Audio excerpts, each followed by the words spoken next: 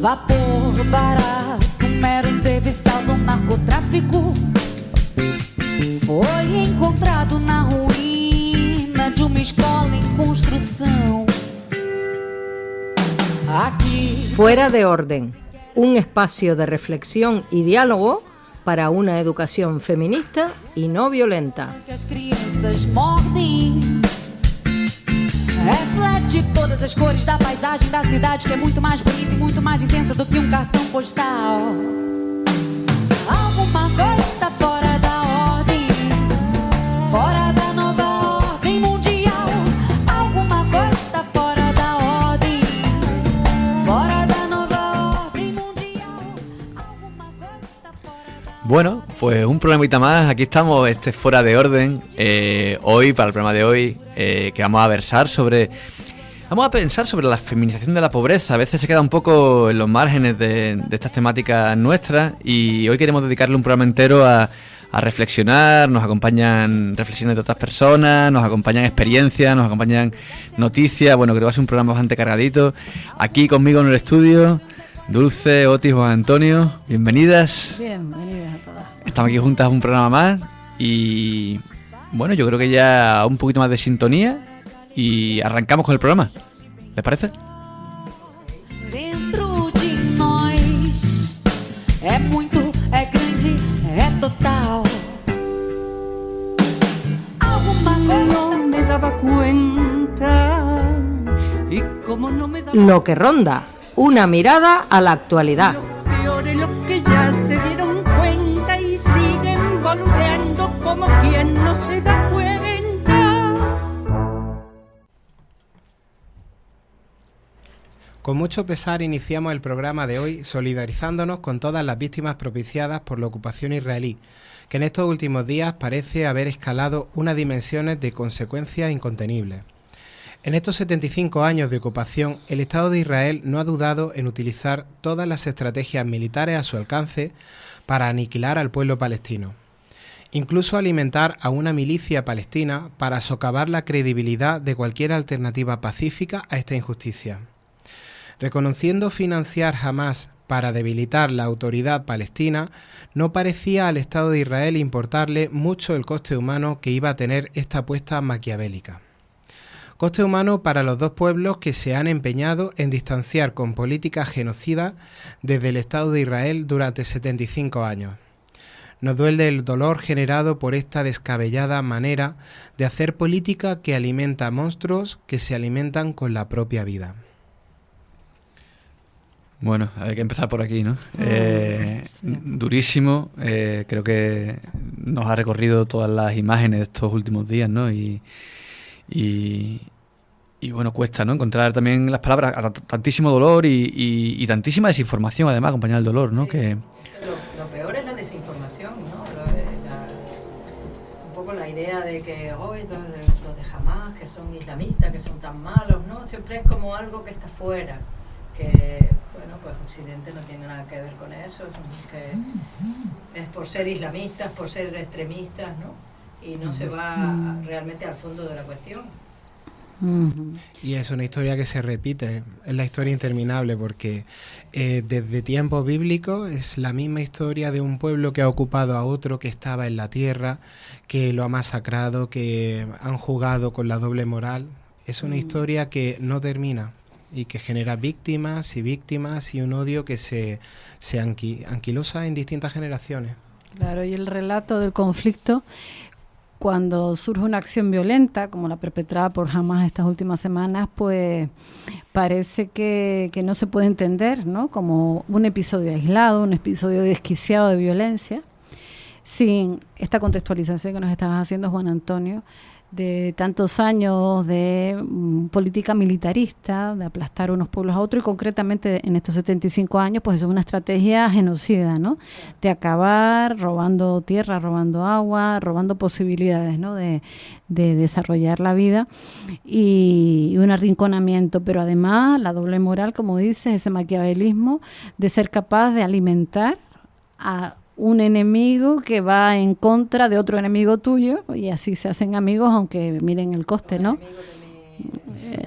De mis enemigos son amigos.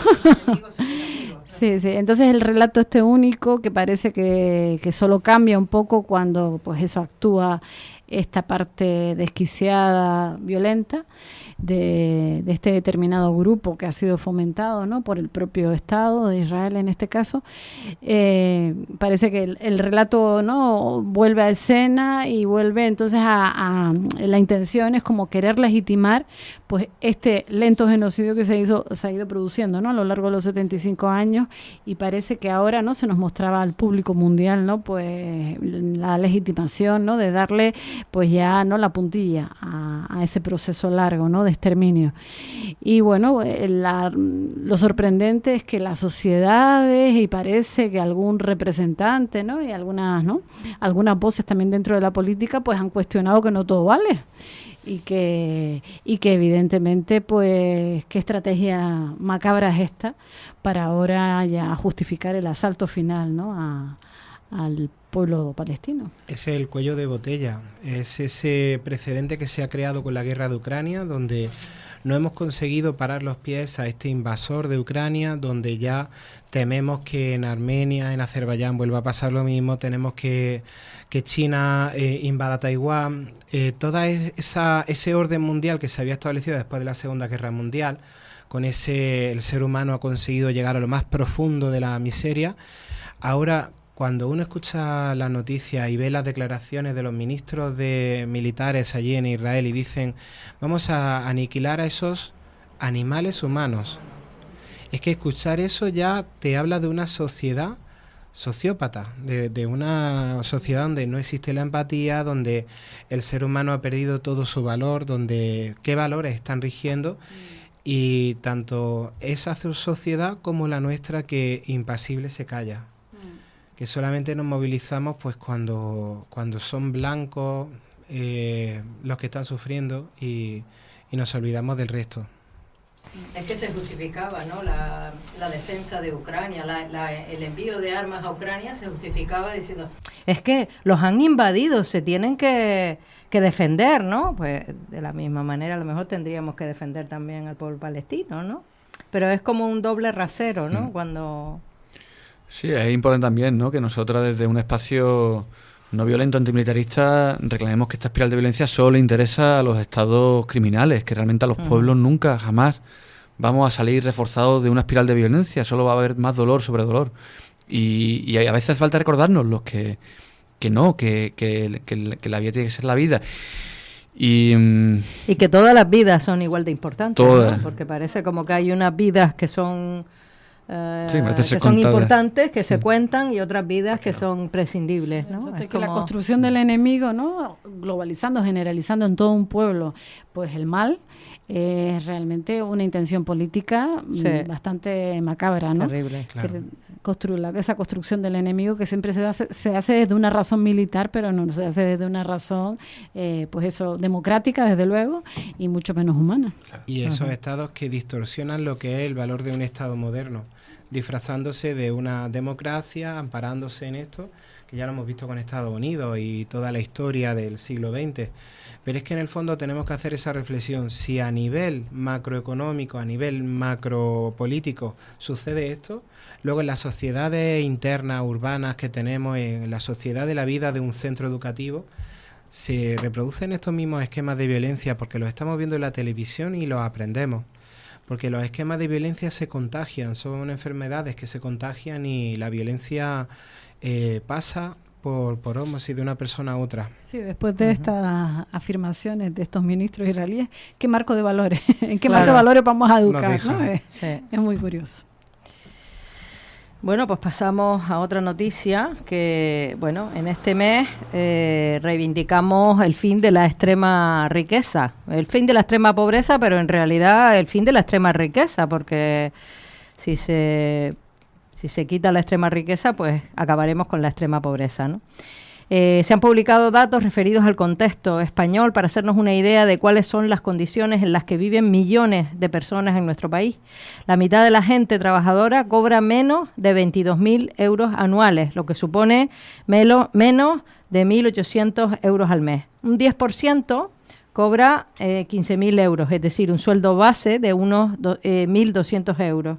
Estas cifras no incluyen las personas contratadas a tiempo parcial, que cobran menos de 13.000 euros anuales, ni tienen en cuenta a las personas autónomas, ni por supuesto a las personas en paro.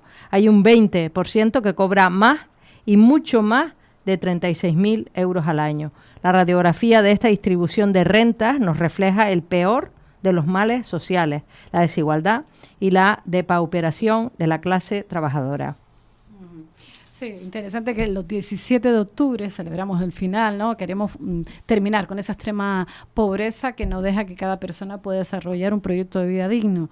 Pero mirando los datos, ¿no? de estas estadísticas, ¿no? de laborales, las personas, el grueso de las personas que trabajamos, estamos comprobando que ni siquiera trabajar nos va a salvar de vivir en condiciones de pobreza.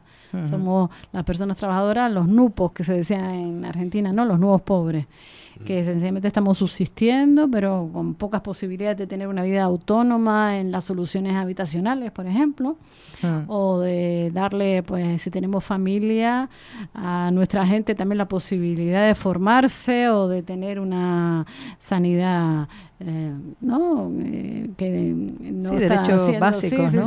Sí. Pensemos, por ejemplo, eso, ¿no? En la salud bucodental, por ejemplo, ¿no? Que es apenas financiada por el Estado. Tú dices, pues, oye, con estos salarios, ¿qué persona trabajadora puede atender la suya y la de su gente, ¿no? O la atención psicológica. O la atención psicológica. Entonces, sí, y luego no solamente los bajos sueldos, sino después las condiciones laborales que, por ejemplo, veíamos en el programa anterior de determinados colectivos que encima tienen unas condiciones laborales pésimas, ¿no? Que a la mínima pues no te renuevo el contrato, o sea que encima súper precario, ¿no? O de los autónomos, que no se pueden quedar enfermos y pedirse una baja porque pierden trabajo y están ahogados con impuestos de todos los tipos.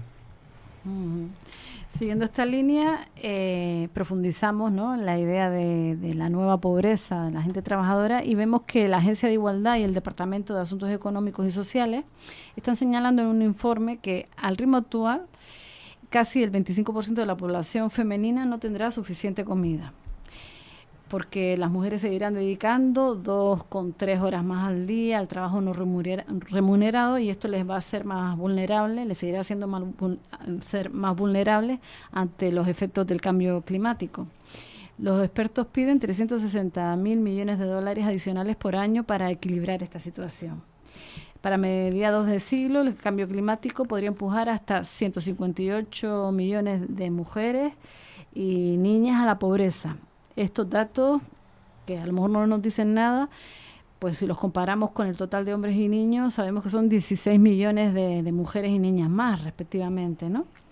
Entonces, bueno, pues que la situación está complicada para todas las personas trabajadoras, pero especialmente a las mujeres que viven en situaciones, ¿no?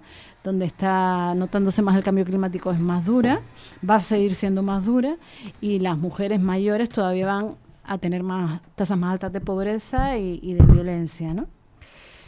Pues eso, que solo en 28 países de los 116 que se tienen datos, las mujeres tienen una pensión, por ejemplo, ¿no? Y en 12 países menos del 10% tenía acceso a una pensión, ¿no? Lo que nos hace pensar que si los datos son injustos en nuestro contexto español, pues a nivel mundial todavía son más injustos y comprendemos esto de la feminización de la pobreza que nos ocupa en el programa de hoy, por dónde van los tiros, ¿no? Sí, y vamos a pasar a una noticia positiva. Claudia Goldin, profesora de la Universidad de Harvard, ha sido galardonada con el Premio Nobel de Economía de 2023. Goldin es la tercera mujer, esto es significativo, es la tercera mujer en obtenerlo, tras 55 ediciones, pero es que en la primera lo lograron solitario. Es curioso porque sus estudios son al mismo tiempo sobre la infrarrepresentación femenina y los menores salarios de las trabajadoras en el mercado laboral, lo cual es como muy paradójico, ¿no? Goldin dice: la Academia ha proporcionado el primer relato completo de los ingresos de las mujeres y la participación en el mercado laboral a lo largo de los siglos, siendo precursora en el análisis de la brecha de género.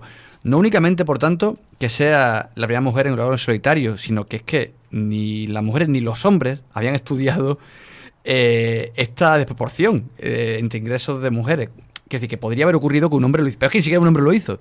Sencillamente fue la primera que hizo esto y la primera en lograr el solitario el Premio Nobel de Economía. Y ya era hora, ¿no? Porque como hemos presentado aquí la obra de Marilyn Waring, que desde los años 80 ya se viene teniendo literatura no científica sobre este asunto. En nuestro contexto español, pues Cristina Carrasco, Amaya Pérez Orozco, pues ya han producido muchísimas análisis y reflexiones sobre este tema.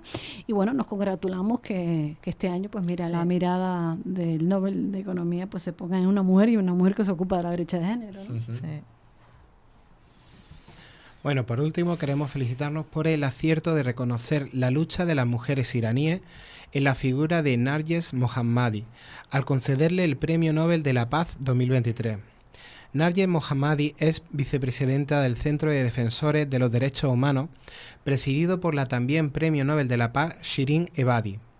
Ingeniera de formación, ha estado comprometida con los derechos de las mujeres desde su etapa universitaria, lo que la ha llevado a oponerse públicamente al régimen iraní, lo que le ha supuesto estar encarcelada en varias ocasiones. Actualmente su arresto dura ya 8 años.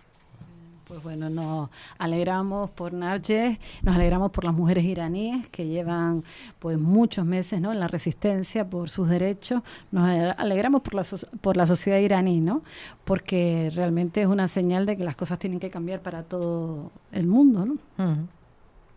Sí, la denuncia, ¿no?, de que el arresto dura 8 años, o sea, que es una cosa que indudablemente se avanza, pero esta lucha tiene costes, ¿no?, duros hacia estas mujeres. Pero... Sí. Ayer, sin ir más lejos, saben que también se publicó la noticia de que un director de cine, que no voy a decir su nombre que es muy difícil, y su mujer, que era guionista también y codirectora, pues han sido asesinados en su casa.